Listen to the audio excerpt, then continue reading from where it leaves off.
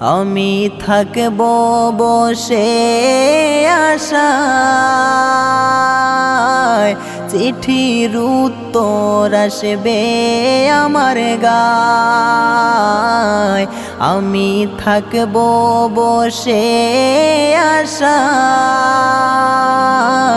চিঠির উত্তর আসবে আমার গায়। আমি লিখিব চিঠি দেব তোমায়,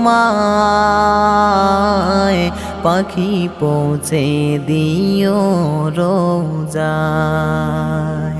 আমি লিখিব চিঠি দেব তোমায়,